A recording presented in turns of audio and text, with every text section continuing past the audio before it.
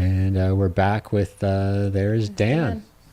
Dan still going up. Dan and Fred.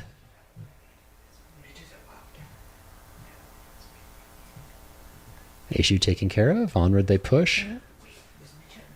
Yeah, checking through all the vegetation up there as well. Seeing those changes.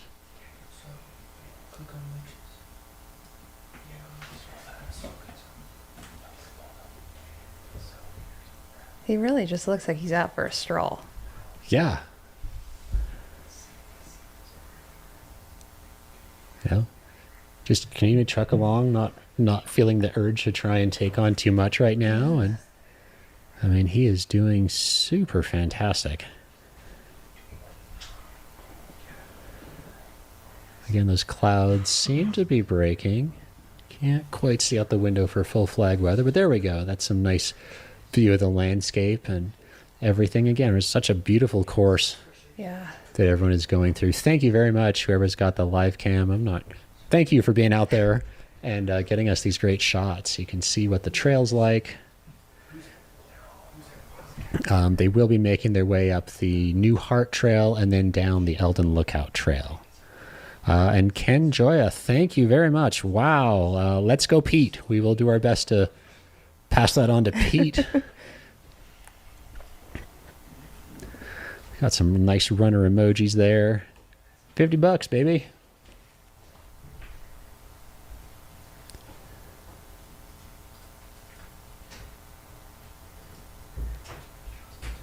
Yeah, Cameron Haynes update. We did see him at Sedona Posse Grounds a while back. In rough numbers off the tracker, he's made about 10 miles of progress since we saw him on the screen here. That was bib 13. Man, that seems like forever ago.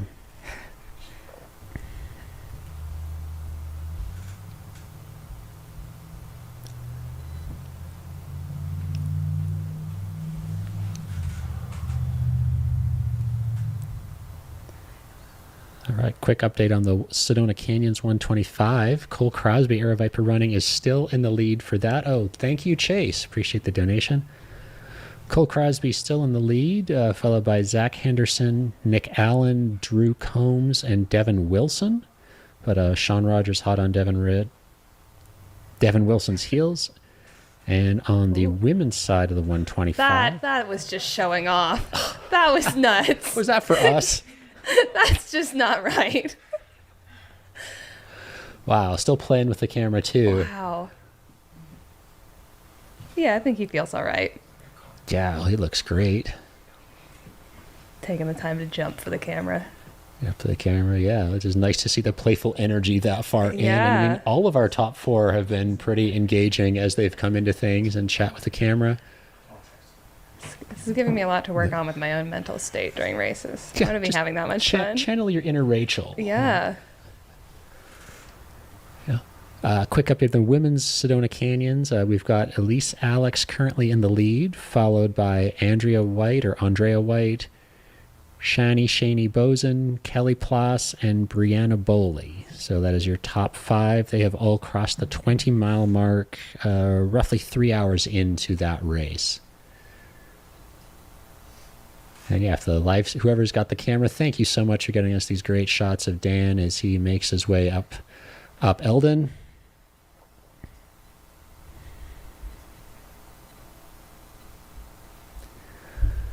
Just check and see how everyone else is faring in the leaders section up there. Looks like Ryan Sands, tracker ping somewhere around 5.5 miles to that Wildcat Hill aid station where Pete's Meats is set up. We had the camera shot a couple minutes back there. Edhar, somewhere around 6, maybe a little under 6 based on the tracker ping. And Rachel, probably somewhere in that vicinity as well. And remember, those two are moving well. They're also on their own. And then Harry is on that course on his own as well. That's that pacerless section. But I'm sure they're very much looking forward to picking up their crew, seeing their crews and picking up their pacer for the Walnut Canyon section onward to Wildcat Hill.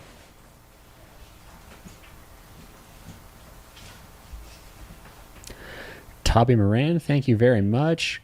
Florian, thank you very much. Thank you, everyone, for being here in the chat. 7,600 of you, 3,300 likes on this broadcast already. Thanks, everyone from around the world, for joining in with us on this brightening day up here in Flagstaff, Arizona. We appreciate y'all spending some of the time you've got.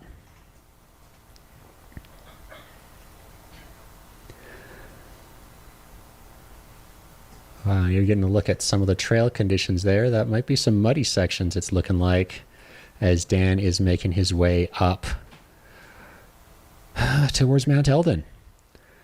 And it looks like we have just hit the end of my shift. So I want to thank everybody who's been with us, whether it's been for 5 minutes or 6 hours this morning. 6 short hours. Very much appreciated.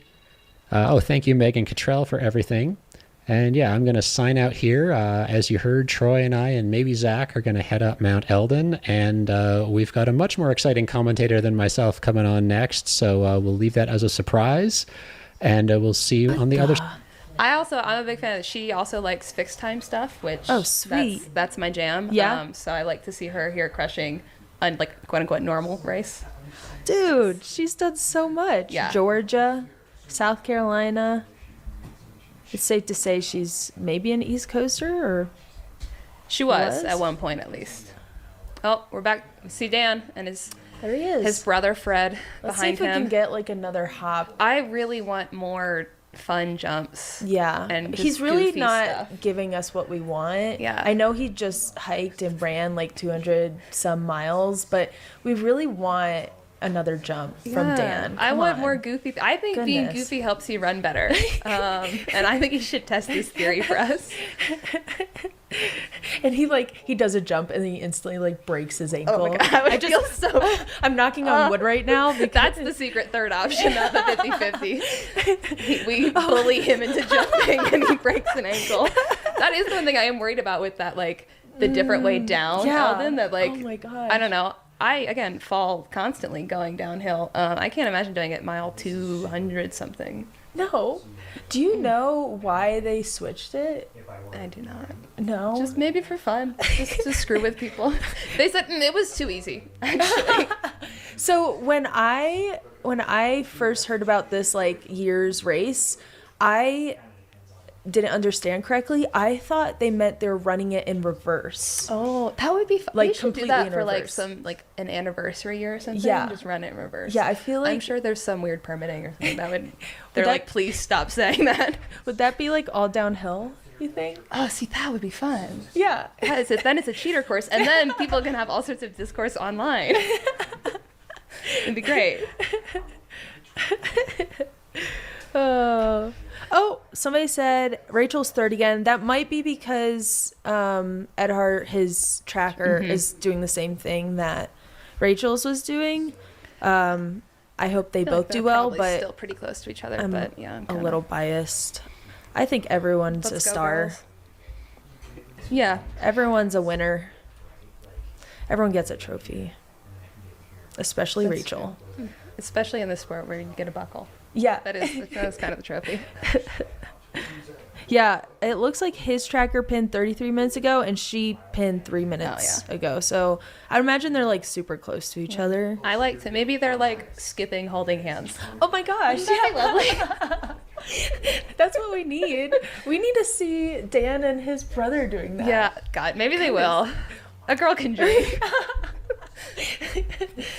Again, if I could convince my sister to pace me for anything like this, I would make her do stuff like that with me, and she would maybe push me over.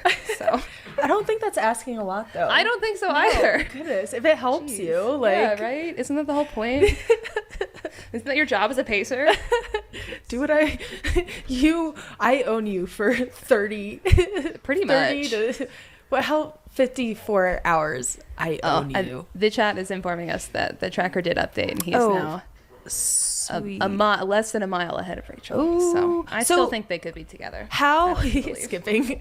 How what's the question I'm gonna ask? So you've been here for How long have you been commentating? For like an hour and a half-ish. So have you seen them flip-flopping? They have been kind of like going back and forth, I feel like, whenever, because they're not, updating at the same time. Yeah. So they are holding hands. They have become best friends.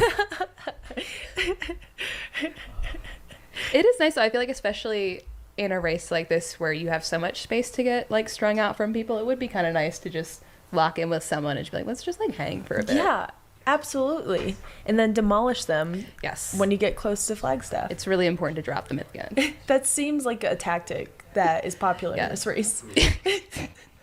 Well, and it's such a short distance, you can really just kind of drop him at the end because you have so much left. Oh, we got Dan again. There he is. I'm really trying to tell if him and his brother are wearing the same shoes. Because they look kind of the same. They might be the same. It does look the same. I saw one of his pacers. I don't know if it was his brother. One of them was wearing the Ultra Forward Experience, and Dan was going for, I'm not very well versed in Salomon shoes, but he was going all Salomon. He had, I think right now he's wearing the S-Lab Genesis. Okay. But I don't know what his brother's wearing. Yeah, one of his pacers was wearing some Ultras, which I'm a little biased. Just a little? Slightly. But it's okay. I'm biased towards Solomon, so. Wow. Oh my gosh. Cameraman. You guys should make him like 100K buckle. Connor Dyer. Connor, that's oh my gosh. unhinged. Cross 60 miles. Put that. I hope that's going on Strava. Yeah. Do we have like a picture of him? We can can he turn the camera around on himself? Yeah. Nice work, dude. Good work. Thanks, buddy. Well, I'll give you kudos later. Yeah. Let's see that Strava. Somebody asked what shoes Dan is wearing. What would you say they were? I'm pretty sure it's the Solomon S-Lab Genesis. Yeah. He was rocking between that and the Ultras. Oh, sweet. I just The Ultra Glides. know most Solomon shoes by sight because I have To normal issues. people. What did that say? It said to normal people a half marathon's a long run, but not Dan's you guys. not normal. None of these people. No, are yeah, normal no one doing in this race is normal. And we love respectfully, that. I say that with in like the most all the love in the endearing world. way. I am also not normal, and I would imagine you are either. No, I've been informed actually. That I'm not normal. All right, huge thank you to the chat for throwing some donations here. I say that the chat shows some huge love to Connor right now, and we buy him some lunch and some dinner. Send him He's some gotta coffee refuel. money. Let's hook it up. Let's get him a good meal out of this. Chat, do your thing. Do your thing, guys. Yeah. Please feed this poor man.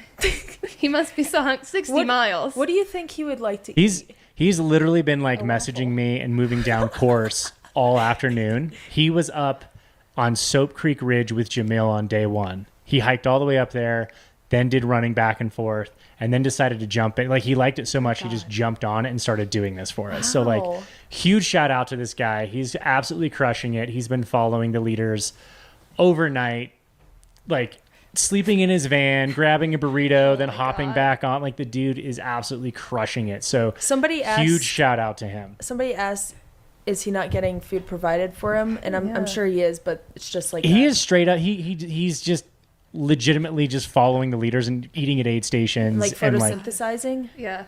he's just surviving off of pure stoke. From Yeah, watching I was Dan gonna say do this. he is just being sustained off of vibes, guys. Sustained off of vibes.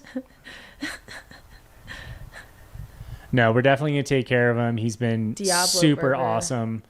I got a Diablo burger waiting for you at the finish. Whoa. Who do I get to say bought it for him? Come on, guys. This is a competition now. We know you're runners. You're competitive. Come on. And also he's doing this carrying a camera. God, yeah. I don't like to carry a pack. Vargo, that's right. Dude, Chris Vargo, homeboy, used to live here in Flagstaff. Amazing crusher, shredder. He knows these trails. He knows what's up. He knows what it takes. Thank you, everybody in the chat right now for lighting it up. Definitely going to get these guys some pizza tonight. Beers, that's right. We're going to get everyone taken care of. Y'all are awesome. This is why we love this community, right?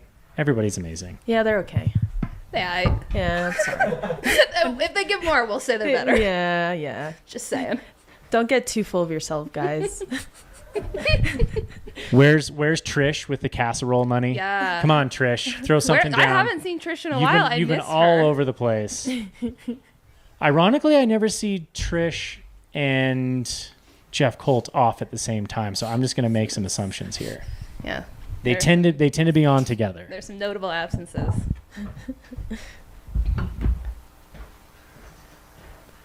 I cannot imagine running 60 miles just to film. Again, I don't even like to wear a vest.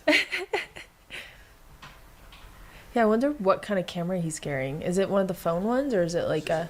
Oh, it's a phone one? I mean, that's... He's still, Thank like, God. holding his arm up. Yeah. I like have sometimes held my phone to like film myself running for 15 seconds. Yeah. And then I go, oh, my arm's tired. I don't have any muscles. Yeah, I do the same thing. I'm talking. I'm like, oh, let me switch my hands. Yeah, I'm like, I'm a runner. All my muscles from like my hips down. I actually don't have an upper body. Noodle arms over here. Seriously. It's like it's al dente spaghetti, like overcooked spaghetti. That's the description of my arms. And I'm proud of that, you know? Aaron, I've been sick this week. Oh, I lost. Oh, here it is. I've been sick this week.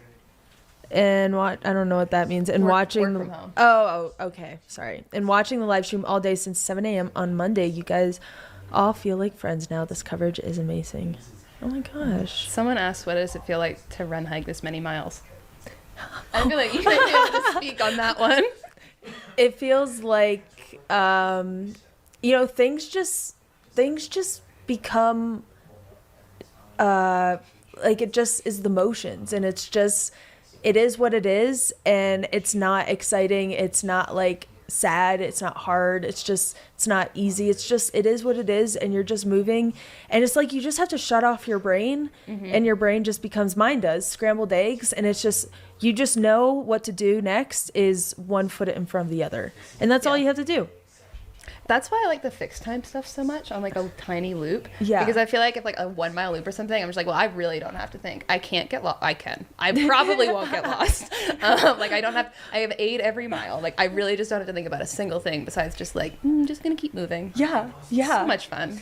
That's all it is. And it's just like, also you can't spend any brain power, like extra calories thinking or processing. That's why it's so important to have a pacer, especially at the end of this race here. What was the section that they're not allowed to have pacers?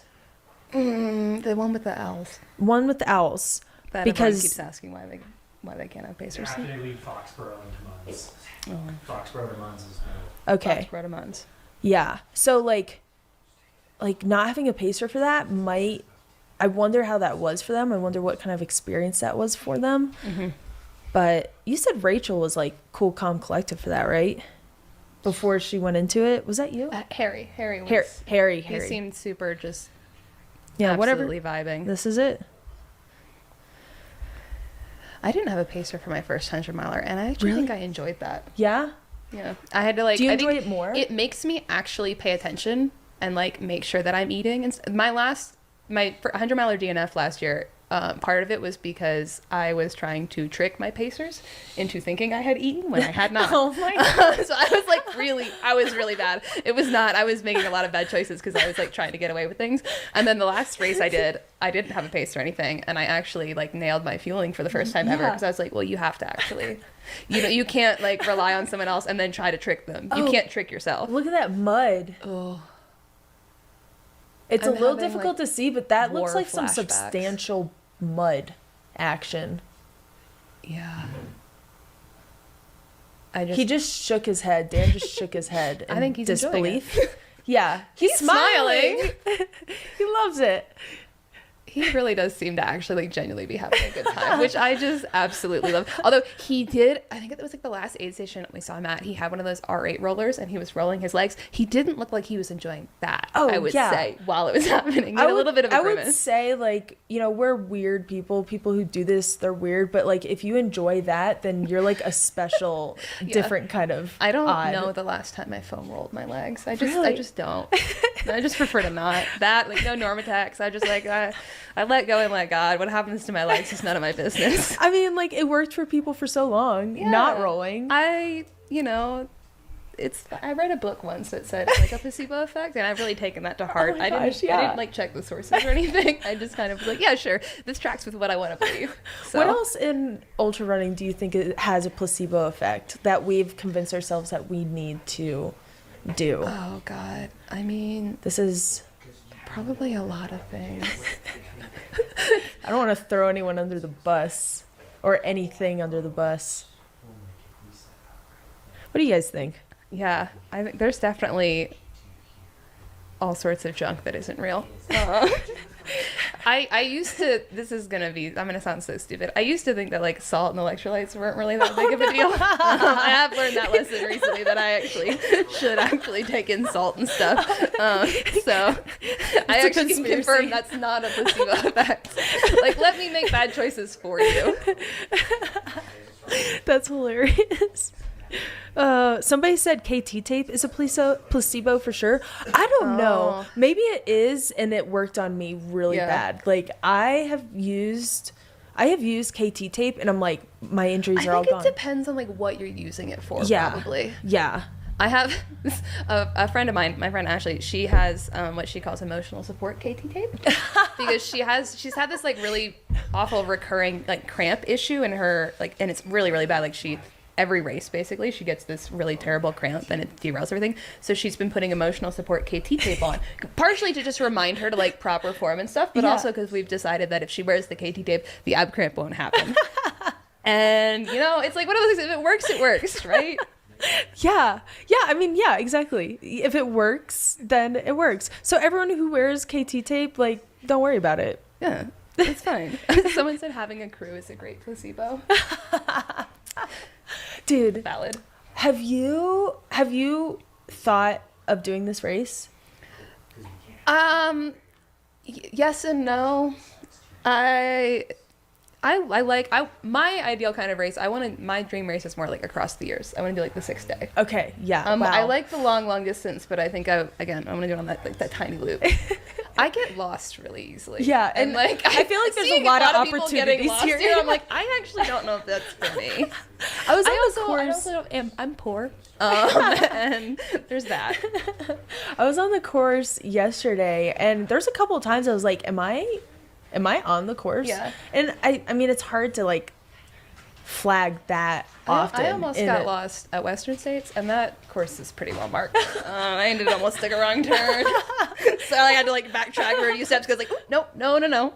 Here's another question. Do you think people put the course on their watch? Because when I was starting the Colorado Trail, I like went to go start my watch with the whole map. 500 miles. Did you even put the whole map in one go? Yeah, I put it on my watch and it shut my entire watch down. Yeah, and it kept restarting. I think they have a limit to how many like points on a course you can have. Yeah, I do think they are required to have it on their watch or on their phone. Okay, yeah. Like, probably safety reasons. Yeah. I've never tried to do that.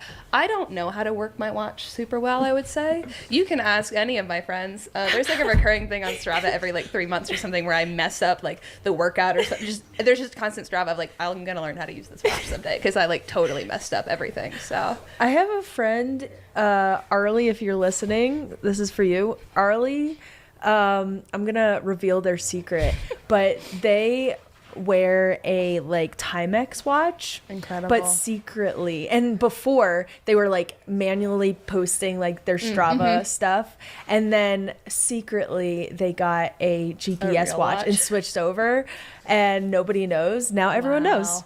Sorry, Arlie. I kind of love the idea of just the old school Timex. Yeah. Well, I was talking to somebody and they're telling me about Georgia Porter. Highlight was to see Tara drinking Liquid Death. Yeah, it's freaking good. Liquid Death is good. Yeah. Thank you for the guy. saying that. Have you ever heard of the Twitter account Nihilist Arby's? No. Oh, it's really, you should see. It's so funny. The guy who runs that account is like part of the people behind Liquid Death. He's also like a punk musician. I'm a big fan. Yeah, Liquid Death. Okay. What is it? My favorite flavor. Let me look up the flavors. I was drinking severed lime yesterday, but that's not my favorite. I like there's like an Arnold Palmer one. I think that one's really good. Let's see what kind of flavors there are. I always get this mixed up. I love Liquid Death so much. Mango Chainsaw, of course. Ooh, yeah. And now there's Root Beer Wrath. Hell yeah.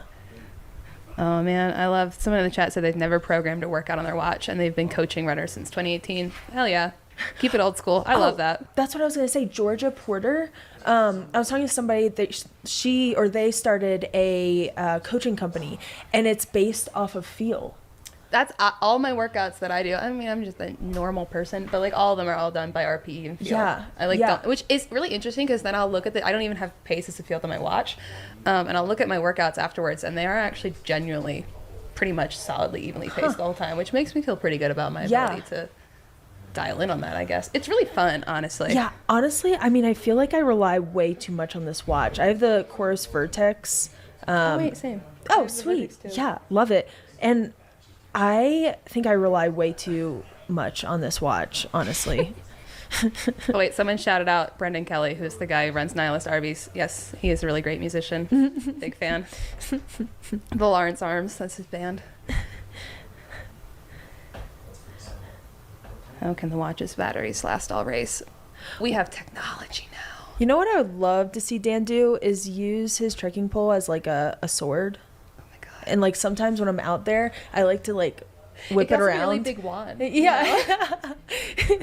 I am so bad. I have poles, and I think I've used them maybe twice. Yeah. Because I'll just go out for a run, and then like halfway through, be like, "Hey, you could have brought those."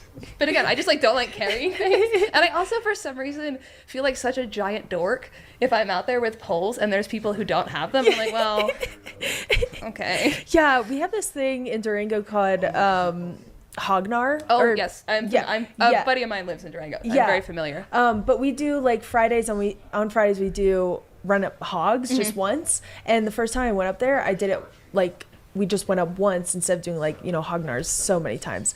But we just went up once, and I had my poles, and I was like, nobody else had poles. I was like, oh man, I'm never bringing these again. I look like a dork. I don't need poles. I didn't know, but I do. If you've ever done hogs. Yeah. Goodness gracious. I have found that they are helpful. I just always kind of forget that there's. I helped Solomon out with some of these like learn how to trail run clinics in Boulder last year, and there was one of them that was just like how to use poles. Yeah. And I show up, and it's like me and Andy Wacker and a bunch of people, and Andy's like, well, I don't use poles. He's like, you've used poles, you should teach. I was like, I don't, Andy, this is my first time touching. Sure, I will, but like this is my first time touching poles. But okay. They do help, but again, I have noodle arms. So like they can only help so much. Yeah, I feel like if I'm using poles a lot, my arms get pretty tired. Yeah. Yeah. This is again, maybe I should go in the gym. Is he running? Oh my gosh. Look at him This go. is so unfair.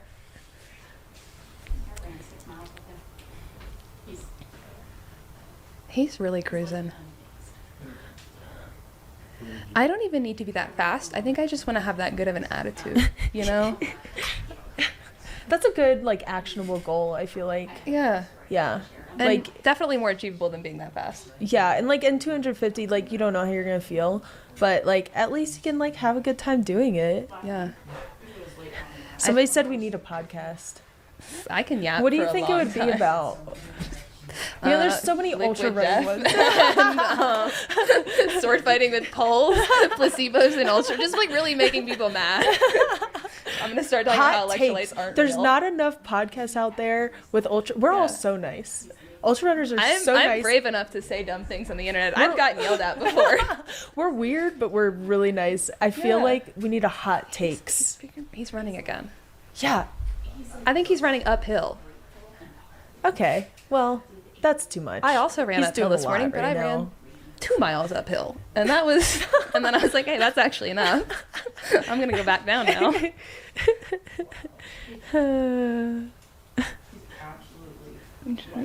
Ultra running dating advice show. Thanks, Trish. First of all, no one wants my dating advice. I give it a lot. It's not good. Gosh, I would say. Like, yeah, no, I can't give good. Yeah.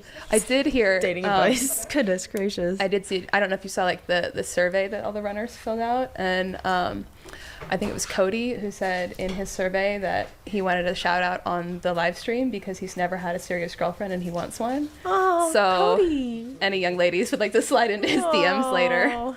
He is really open to that, apparently. Sweet Cody. I ran with him for like a little bit, and he, speaking of humor, he has some great humor. Yeah. Well, I could tell just like from the outfit he wore, I feel, with the Hawaiian shirt or whatever, that was like, yeah.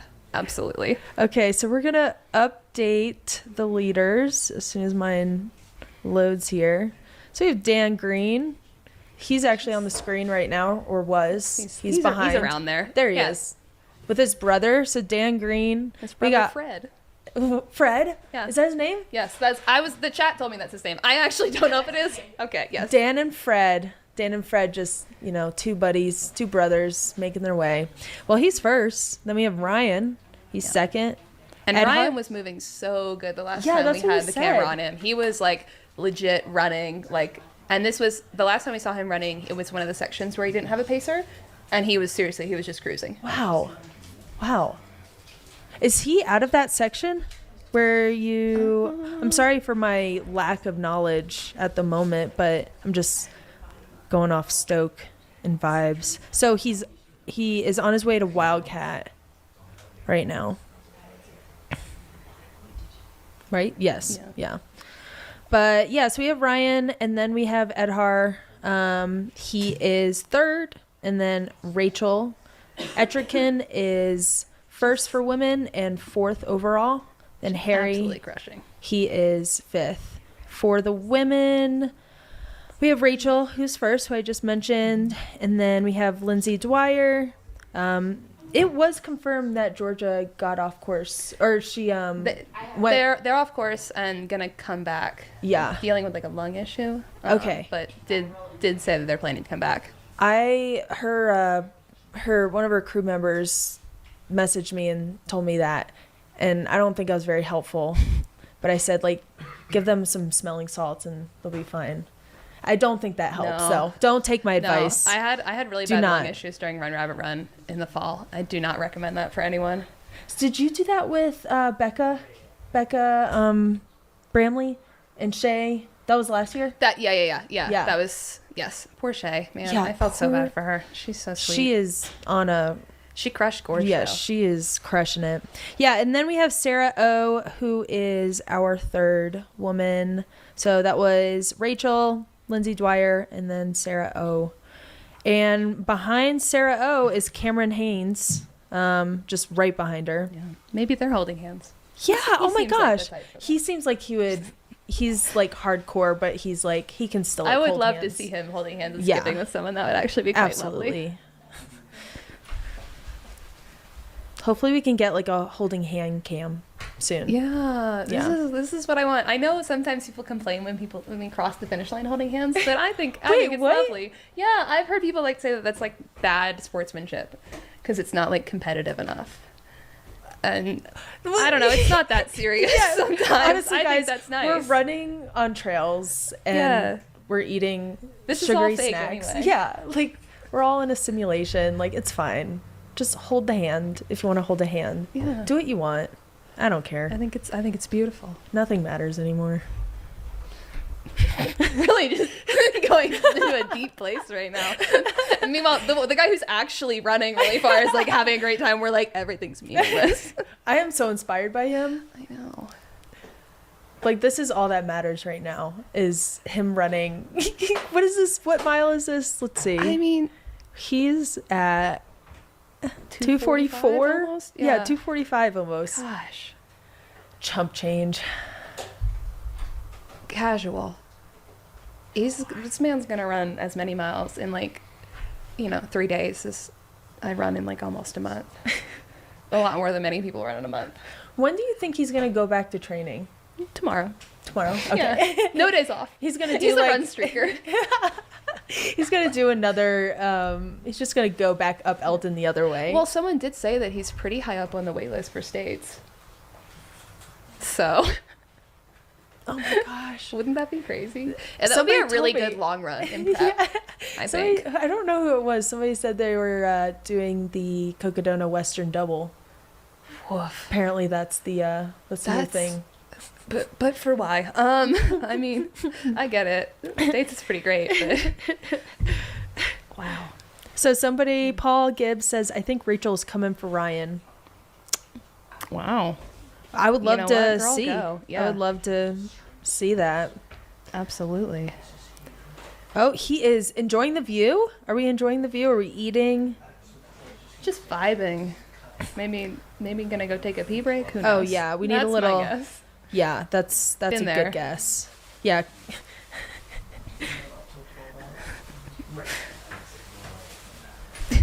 Like the person in the chat, the person who's winning knows how to run. Who would have thought? I'm like, okay, sure, yeah. No, you do make a good point. I love Some of us like the walking. chat. The chat. I'm a competitive walker. Yeah. I think that's fine. Oh, looks Oh like yeah, he's shake some mud off. the mud. I hate that when it just like cakes onto Yeah. so much of your shoe. Yeah, and it just feels like it's so heavy. All of a sudden, your feet are so heavy. It's So possibly people my are least asking, favorite. did Michael Versteeg drop? Yes. Okay. I believe that was sometime last night. Okay, yeah. I saw his tracker. It was around right before Sedona, was it? That it stopped? And, yeah. I saw him at Deer Pass, and he was requesting another nap after his first nap. Naps are great. I can't nap, but I've heard they're really good. And just for those tuning in, I am Tara Dower. I'm Claire Farrow. You've never heard of me, but that's fine. I've looked at your Instagram before. Oh, Yeah. that's If exciting. that means anything That to does. anyone. That means a lot. It's embarrassing, but it means a lot. I mean, that's how I like, if I need, it used to be Facebook that I like checked, like, oh, I think I know them. Let me look at their face. That's how I'm really bad with names, but I'm really good at faces. So I used to go on Facebook. That's not a thing anymore. Now it's No. Instagram. It's like, oh, Claire. Facebook is yeah. for like weird AI generated memes and like a couple of useful Facebook Like a groups. baby and a cat, like Yeah, playing and they're croquet. like, oh, how beautiful. And it's just like, that's not real. This is so wholesome. Did Yeah. you see this video? It's never been seen before. Cat and a baby You're like, playing croquet. and that's why, 'cause it's not real. Oh, we got some cows back in the chat. That's good. Great. Yes. Keep the cows coming. I mean, that cow, I met Kristen at the aid station at Deer Park, and she almost, the cow was coming for her. They can be really aggressive. Yeah, the cow, like, she was sitting on a rock, and the cow came up behind her and started, like, nudging her. I think it was trying to itch its head. Sure. Just wanted a little pet. Yeah. And she was like, what the heck? There's this one like loop in Boulder that you can do that's like it's like a flat dirt road kind of, but there's one part that goes through this big field that has a lot of cows, and you do kind of have to be really careful when there are calves around. Yeah. Because some of those Because they get mamas will get aggressive. real aggro. So I know that Kristen, not Rachel, goodness gracious, I swear I'm energized, but Rachel, you know, she's like feeling good because she corrected me on something. Oh. I was like, oh, it's a lady cow that's up here. And she's like, aren't all cows ladies? Oh. And I was like, you're right. Yeah, she's definitely mentally present. Yeah, I would she say. is mentally It present. is deeply embarrassing when someone who's like 100 or 200 miles in is more mentally present than you are, and you're like, oh, huh, shoot. Yep. That's a male cow is a bull, Yes, they have Apparently. the horns, apparently. according to sources. Yeah. Who knows I'm for not, real, though? I'm not a vet or a biologist Yeah. or anything. I don't have a science degree. Yeah. What That's my is- excuse. Is science real? That is also a placebo, perhaps.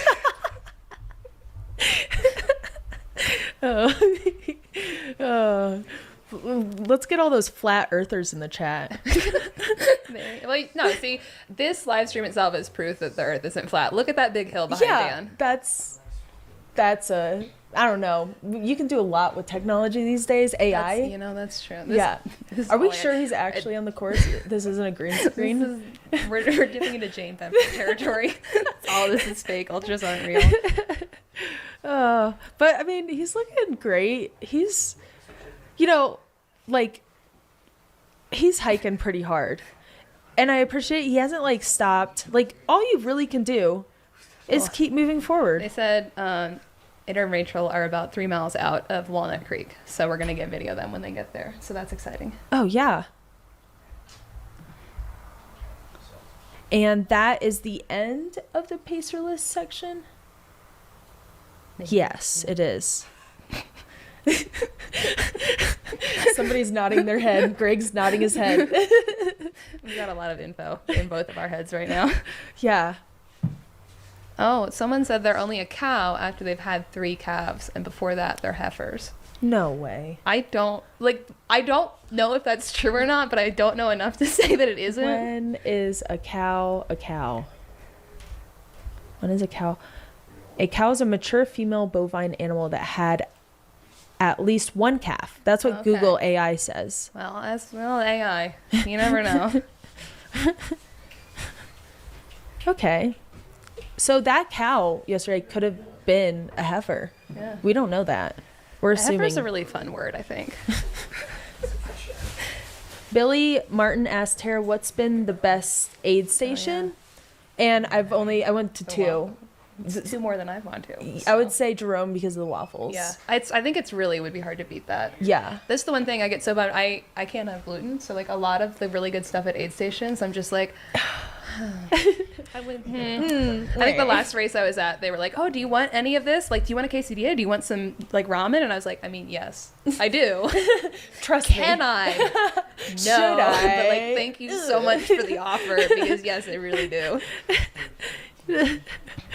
Somebody said when Americans start talking about flat Earth and stuff, and you don't know if they're joking or not. I'm completely serious. Could you not tell? I am 100% serious all the time. I think I dated a guy once who actually believed flat Earth. Oh no. So again, this is why no one wants my dating advice. Let me just put that out there. Do you think it's a good idea to date an ultra runner? Well, I have many times. It really depends. Yeah, I've had good and bad There's experiences. so many of them out there. Yes. Yeah. And they're all different kinds of insane. Yeah. Which like also like I'm also insane. So like it's you just gotta have like the type of insane that like meshes well. You know, like complementary insane. Am I the problem? No, it's everyone else for sure. Absolutely. Okay. Yes. We have Corinne. Of total stop issue. Whoa. Very different weather for Dan Whoa. now. Oh, we got some snow Wow. going on. Hail, snow. This is a good call Yikes. that he has. Okay, so when he put his pack on at Wildcat, he was like, dude, this is heavy. And they were like, sorry, man, required gear. So he's got some stuff in there if he needs it, right? Yeah. That's why they did Yeah. this.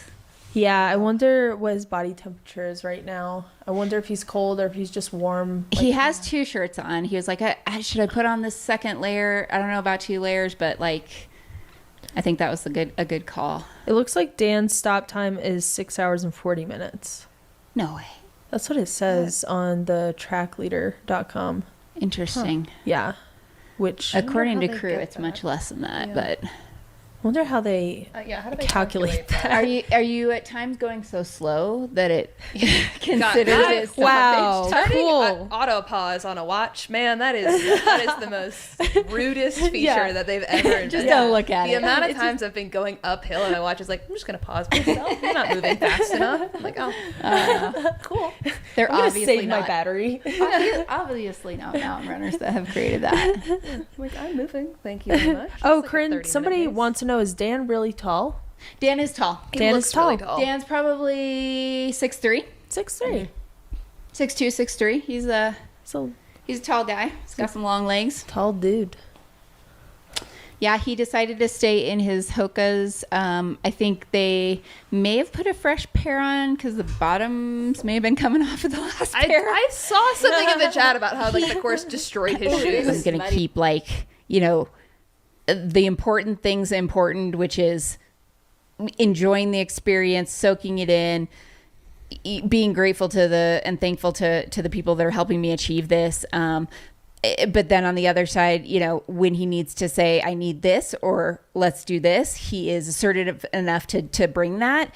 I don't know if you heard this story, but he did a live radio show interview with a local West Virginia radio station during the race, during our section. That's epic. And so like just the most like PC diplomatic person. And I think he also brings this like level, and we're looking at him now. He brings this level of just like almost wisdom and maturity that to have the confidence, but also not to like kind of overshoot like what he can do. It's like this practicality mixed with preparation and a desire to want to kind of hit his limits. His crew was talking to him about, you went out right with the front leaders, and he said, yeah, but not right in the front. Like, he wanted to be up there with the leaders, but he also didn't want to do anything dumb. And man, we're looking at some snow on this climb. Yeah, and coming into the race, I heard so many great things about Dan and his capabilities and all of it. And the one question, that I think was kind of out there is just, how is he going to navigate the mental side once he gets over 100 miles? Everything that a 200 plus mile race can throw at you. There's so many ups and downs, and you're right. He's such a seemingly overwhelmingly positive human. Mm-hmm. And, sometimes when you get rattled, even if you're super positive, and you go to that dark place, it's really hard to shake it. I'm sure he's had low moments. I haven't seen anything in our coverage that would indicate that it's impacted him much. No. He's just continued to move forward. Yeah, that's a phrase that I feel like is something that kind of matches his race, is like, he's unfazed. He's like been unfazed by the conditions. He's been unfazed. And it's not that he's not acknowledging. He's like, man, that mud, that was brutal. Like, he's like, he's not like discounting that there have been things that are like less than ideal. But he is not letting them affect him. I asked him how much he'd slept. They said, his crew said he's laid down for about a total of an hour, but he's only slept for maybe 20 minutes this entire time.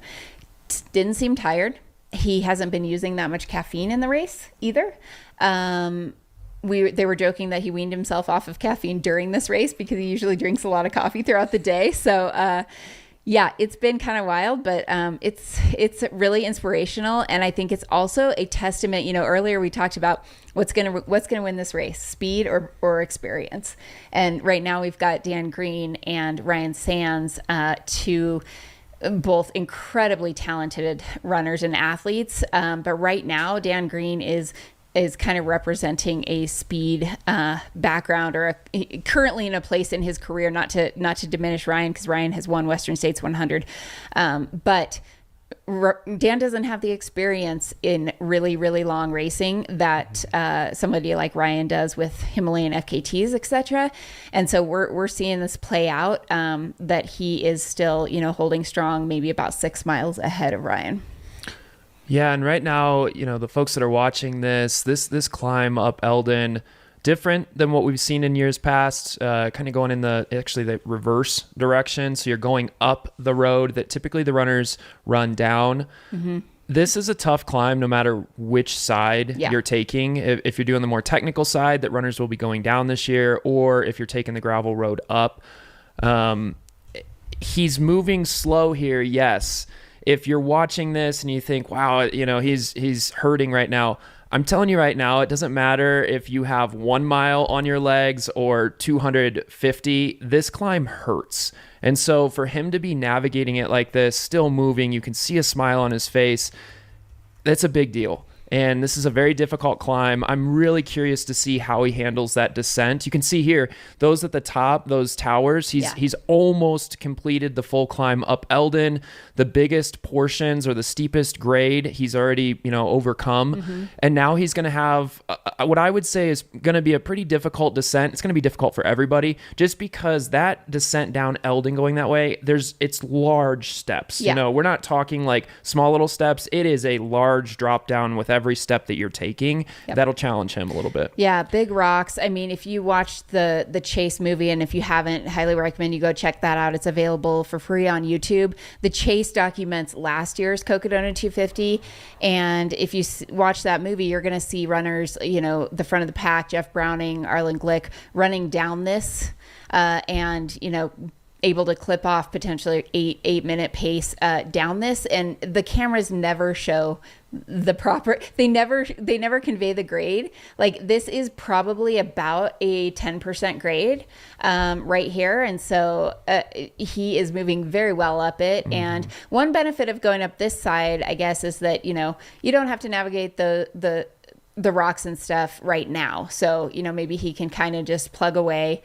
And, when I was with him, actually, he told me, he said, I'm looking forward to hiking some. I'm looking forward to that climb. It was funny because we were talking about the race, and somebody asked him a question, was like, what's going to be your favorite part of Cocodona, or what are you really looking forward to? And he said, well, probably the running. And it's just funny because he's like, well, this is a running race. And so he likes to run, but at this point in the race, it's like, man, this is a little bit of a relief to just be hiking, using a little bit different muscle group, maybe you're just able to kind of engage in things. You can lean on those poles, like he's doing. As you can see, we've got some snow up there. It's a little bit socked in. So he is doing great, and, making his way to the very top of Mount Elden, which is at 9,300 feet. So he's also having to navigate the altitude at this point. He is from Huntington, West Virginia. I think he does well at altitude. I heard that he has done plenty of, climbing and some 14ers and things like that, and it hasn't really ever affected him. That being said, you've been going for 56 hours. Mm-hmm. His hands were swelling a little bit earlier, and I also wondered too, could that have been an altitude reaction? So he said maybe it's just running for 50 hours. Maybe that's what's causing my hands to swell. Otherwise, his gait, his legs, he looks pretty strong. Yeah, and for somebody like Dan who has a lot of speed, he's competitive, super competitive, in every race that he does. Really great at that 100-mile distance. 28 years old. He's about to become Cocodona champion. How do you think that impacts his thought process for future races, right? Mm-hmm. This 200-mile distance, he's absolutely crushed. Do you think he'll feel a pull towards more of this style, or he's got so much speed and so much skill? How do you think he'll balance that? It's so interesting you asked that, because that came up during our section. He said, so guys, am I a 200-mile guy now? And I said, Dan, I think if you want to be, you absolutely could be, but you can do whatever you want. And he's like, yeah, I don't know. I mean, I think I'm pretty good at this, but I'm going to go do JFK 50 at the end of this year. So that's a fast race. He's somebody that's got this range. And I said, if anything, this is teaching you that fatigue resistance is one of your strengths. This is one of your talents and your strong suits. And you just put that in your toolkit of, okay, if that's what I want to do. And I think in ultra running, it's just super important to follow what is going to stoke your fire from a training standpoint, from a racing standpoint. But somebody like Dan, right? It's kind of dealer's choice. Whatever is exciting to him, I think he could pursue. And if he wants to do all of it and run fast 50Ks and 200s, he can probably do that. Mm-hmm. Yeah, and I wonder too if he'll feel called to, start swinging for some of those big FKTs that are out there as well. I mean, with what he's demonstrated this week, and has such a diverse skill set, as we've watched over the last 3 days. We talked a little bit about, other races. His pacer, Isaac, shout out to his entire crew, who he said he couldn't have done this without them. Here he is approaching the top of Elden. And I mean, if I was in this situation, I think I keep the poles out for that descent. Don't you think? I mean, Absolutely. Just another point of contact to help you navigate. You're not going to be moving so fast down it that, so we'll see what he's going to do here. But back to we were talking during the run this morning that I was with him on about Leadville. His pacer Isaac asked me, he said, Corinna, have you done Leadville? And I said, yeah, I have. He said, do you think it'd be good for Dan? And I said, absolutely, especially if he is decent at altitude. And he said, yeah, he seems to be good at altitude. What's up, Dan? Let's see if we got audio.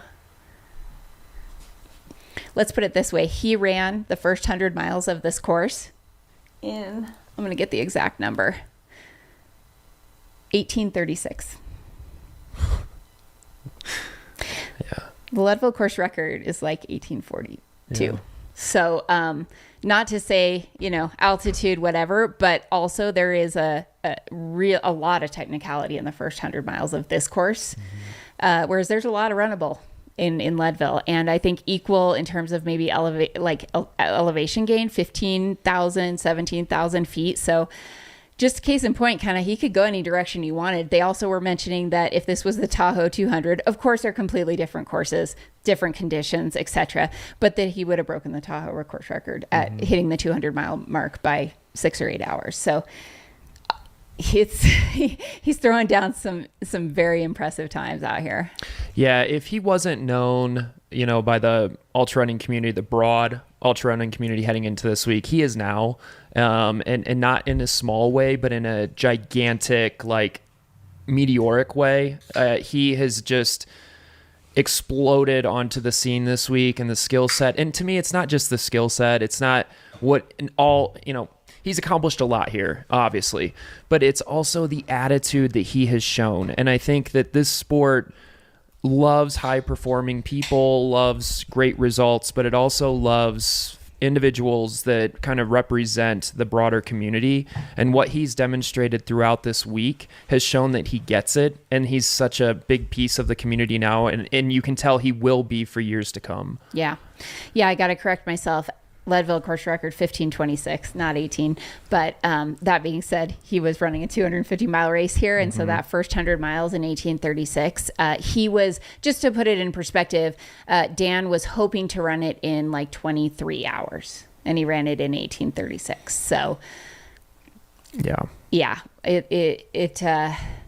he's kind of setting a new standard of what's possible here on the Cocodona course, I think. Yeah, and we were talking about the poles earlier and kind of would he use these on the descent. I think even if he is in a position where he doesn't really need them, we're still seeing the snow here. It's slippery. And you can see these steps. These are the big steps Caleb's talking about. And there's sections here that we'll see that are going to be even bigger on this descent as you kind of get more to the middle of Elden. I think he's going to continue to use these poles. If nothing else, he has a big lead, but it takes one misstep in a situation like this on very tired legs that can really cause a problem. Yep. And so, at this point in time, he knows where he stands. And, if use a golf comparison here, I don't know how many of you have ever played, but if you've ever watched, like, if you have a lead going into that 18th hole, you don't need to do anything too crazy, right? You're just trying to just get to the finish, just get that ball into the hole at the end, right? And you don't need to take a big swing, just get to the end, play it safe. And I think we'll see him do that a little bit. Once he gets down Elden, he's going to have really good fast runnable stuff if he really wants to, put an exclamation point on this thing. But right now it's just about getting down, staying upright, being safe, and finishing this thing off. Yeah, that's exactly right. I kind of told that to him and his crew. I told it to Dan. I said, hey, you just don't fall going down Ellen. Just don't fall and you're fine. And he's like, oh yeah, no falling. There's no falling happening. So he's going in with that confidence. Someone asked what shoes he's wearing. He is wearing the Salomon Genesis right now, which I know from experience has, pretty solid traction on it. I wear that shoe as well, and I feel very comfortable, descending at a quick pace on very technical terrain in it. Of course, that snow is going to be a little slippery no matter what shoes you have on. But one thing about that shoe is that it actually also drains pretty well. So if his shoes get wet, hopefully it's not going to just sit there in his shoe. He's been wearing, I don't know for how long, but these like compression socks, or calf sleeves. And I know he's got like a couple of layers under that jacket, and then the jacket, still got the sunglasses on. And honestly, like, looking really good coming down this. It is a brutal descent and way to finish. Just for the folks who may not know, they had to adjust the end of the race due to protection of the spotted owl and some permitting stuff going on. So this is what we are working with this year.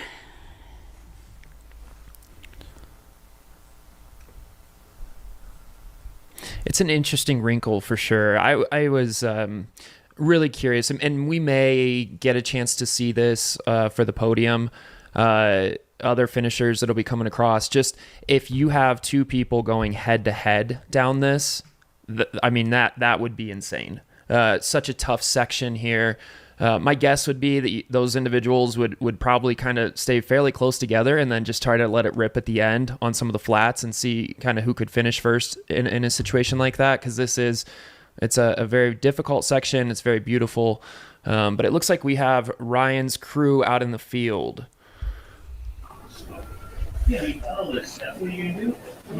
Hello. Hey, can you hear us? Hi there. Hey, how's it going? I was out there a little earlier this morning. This is Corinne and Caleb in the studio. Wanted to just get some insights from you on how Ryan's doing. Yeah, Ryan's doing great. I think it's just like really enjoy the adventure over the last couple of days. He's a bit tired now mentally. I think just this is the longest race that he's done. He's done some multi-day projects, but this has definitely been something new in a career that's actually spanned quite a few years. And to get to do something this new and different, I think it's just really fed his soul, and he's having a great time, although he's a bit tired at the moment. Of course, yeah. How much has he slept total during the race, do you believe? I think all in all about a half an hour, Wow. broken up into 3 short sections.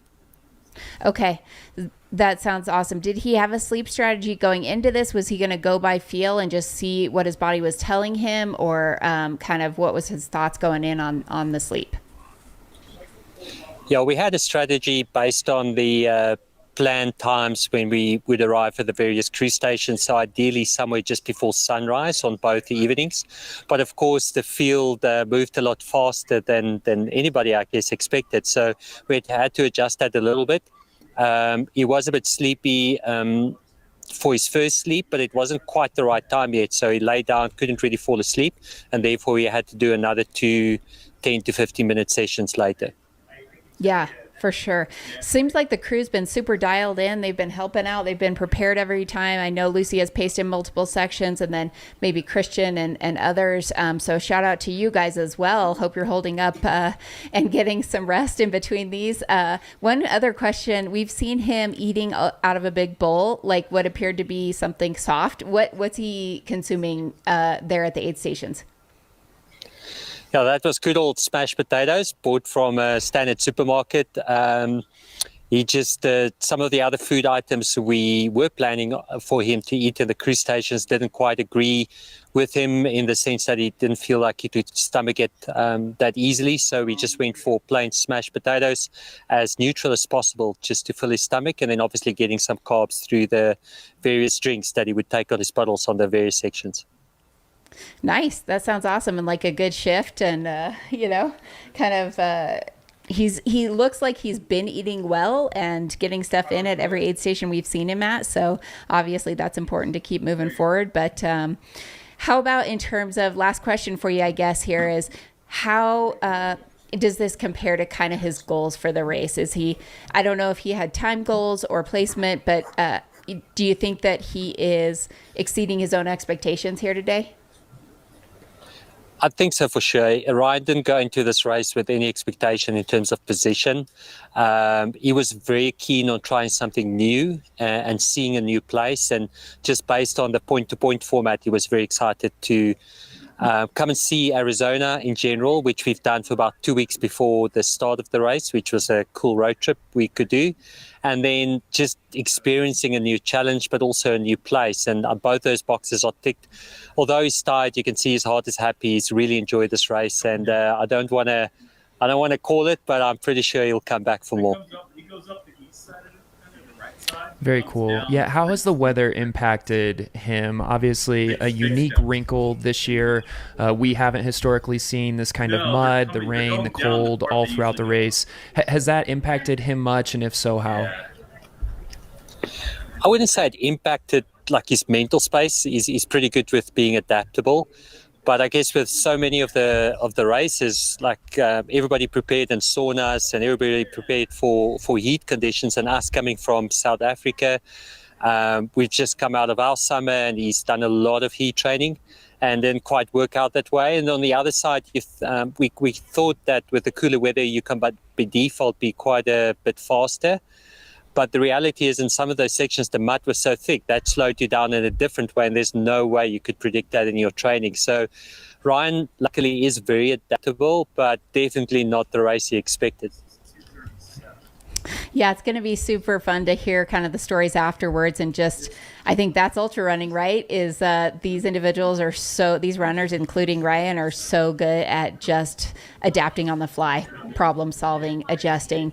And we saw his training leading into this. I know he's worked with Jason Koop as his coach, and we've just seen the preparation, and I think he's done everything he could to set himself up for success here. I'm sure that includes some strength training that's going to allow you to be durable through those conditions. So really excited to see the day playing out well for him, and hope you guys can celebrate well not too long from now. Yeah. Awesome. Thank you very much. Thank you so much. Thank you. Yeah, interesting perspective there. I love how positive the crew is, and you know, in a race like this, and I would imagine, especially if you're putting the pedal to the metal and you're on a 9 out of 10 effort the whole race, having people like that in your corner, a Lucy Bartholomew as well, who's going to just be able to continue to lift your spirits when things are tough. Obviously, as he said there, the weather wasn't what anybody expected. That mud just continues to kind of grind away at you, wearing out your muscles. And then there's the mental effect of that kind of, it wasn't a continued rain throughout this race, and it hasn't been, but that mist, that just like heavy dampness that we've seen runners exploring and dealing with all week, that takes a toll as well. So his crew just sounds absolutely incredible. It would have been fun to be a fly on the wall for the conversations that they had with him and the way that they helped him mentally navigate that. Same thing with Dan's crew. As we continue to see, you know, shots here from Elden, just really highlighting what Corinne and I have been talking about this descent. It is absolutely beautiful, and it is very, very challenging. Yeah, just so everyone knows, the current course record for the race on the men's side is Harry Schubert's last year, 59:50. That would be 4:50 p.m. Arizona time today. We're at 1:30 p.m. Arizona time right now. This was thanks to Liam, again, Aid Station Fireball. We're potentially looking at a 2-ish hour taking a little rest there, just having a seat on the rocks as you can. Hey, Dan, giving us a wave. He's obviously in good spirits, but like, this is something I saw when I was out there with him too. If he needs to stop for a moment, if he needs to walk for a moment, he's not afraid to do that. He's not stressing on it. He's like, I know myself. I'm going to take care of myself. And, you know, maybe this is just so mentally taxing at this point in time. You know, it's gotta be, you don't know, like, until you get on this, what 240 miles on your legs already is going to feel like on this descent. So I think that's great. Take a little break. When we were running together, he's like, "Hey, that rock looks like a really good rock to go clean my shoe off on. Let's go over there for a second." And it's just, I don't know. It's like so refreshing. I don't know, just being very in it. He also was asked by that radio crew, you know, what's going through your mind right now? And he's like, nothing, zero. All I am thinking about is moving and running. And that's all I'm paying attention to right now. And, you know, singular focus like that also is going to allow you to kind of keep any other stresses, energy, from taking over. So it's awesome to see. You know, in a race like this too, when you've been grinding for days and days, an example like you just gave of him cleaning off his shoes on a rock, sometimes you just need to disassociate with what you're doing. And if you can complete a task like getting some mud off your shoes, retying them, something simple, but something where you think, wow, I started this a second ago, 3 seconds later I finished it, I checked the box, I completed it. It can help you kind of let go of the situation you're currently in, feel a sense of accomplishment, and then come back to it. And I think those little mini breaks that you get and that you can take advantage of in a race like this are really important, whether you're at the front of the pack or the back. So again, tracker showing Dan right around mile 249 into post so that we can keep doing this and, You just help unmute share this amazing sport. okay. We got audio. Perfect. So Yeah, we are Zach going had to called go to the audio out there in the field. He's drinking Oh, He's Coors drinking Light. a Coors Light right now. The people's champ.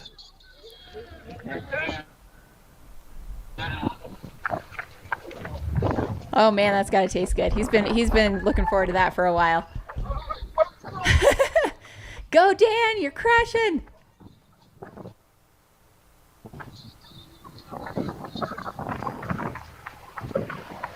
Thank you to whoever brought him a Coors Light. You're my hero. Probably his crew.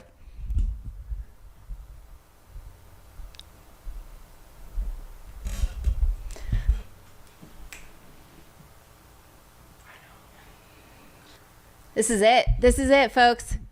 This is the finish line.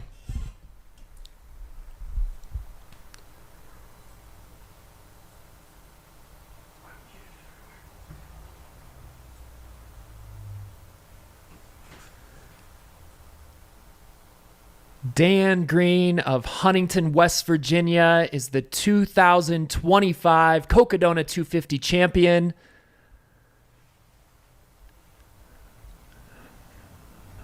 Breaking the tape.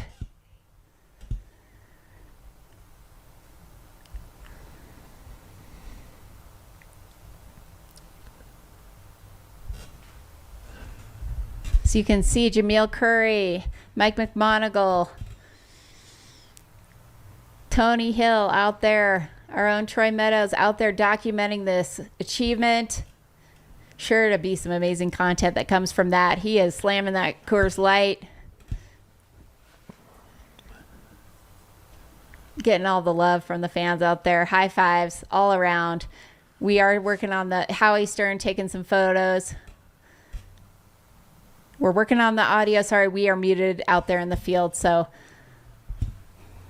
bear with us as we navigate that technical challenge, but you can tell, you can see that the love is out there and people are just ready to celebrate Dan Green, everybody.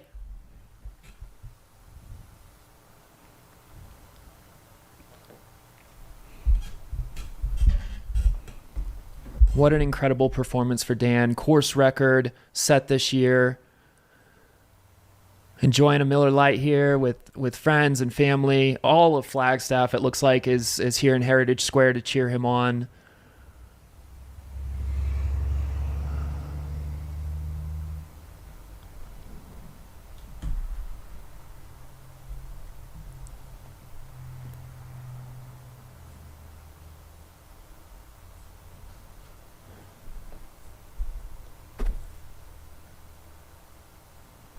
Probably talking to his wife, I would imagine.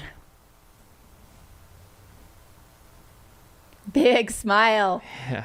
Smiles he's had throughout this entire race. So happy.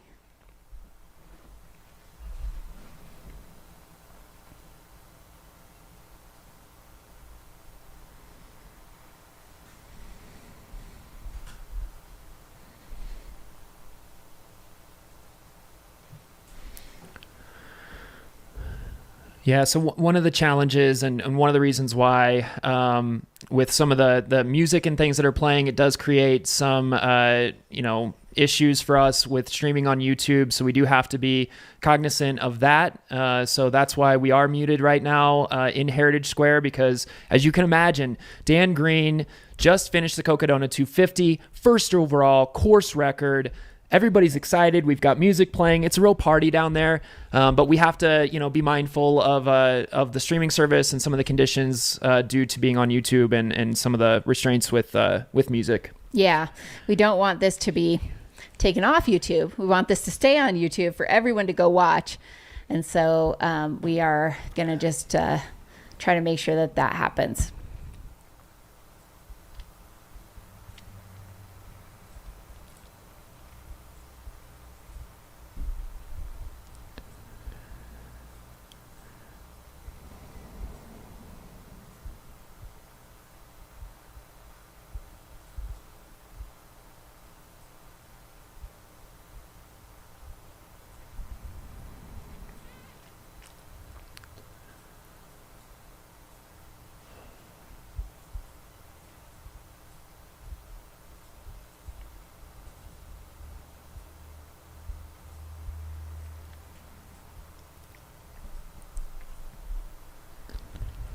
Thank you for being here. If you are just jumping in, this is Dan Green, 28 years old, out of Huntington, West Virginia, winner of the Cocodona 250 in a course record time.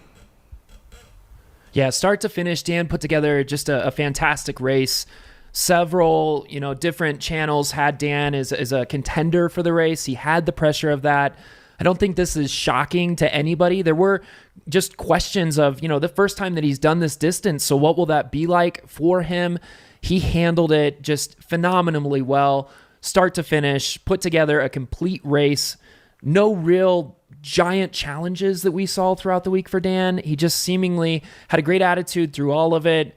And he's your champion, course record time, a deserved celebration here for Dan. Hopefully we can get an interview from him, whether today or sometime later this week, just to hear about what that experience was like for him. But an incredible performance.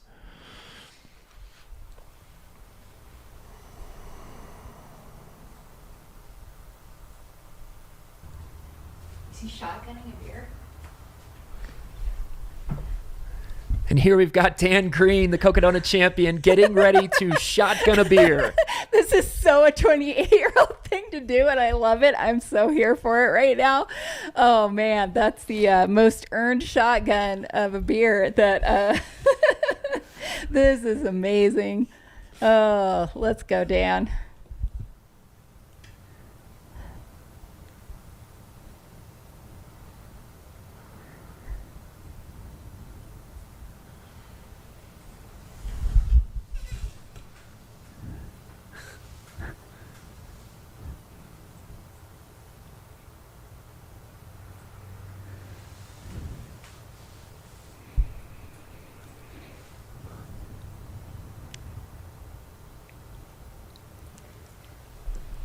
That's one way to replenish carbs. Truth. Are there any beers infused with protein? Can have some recovery going?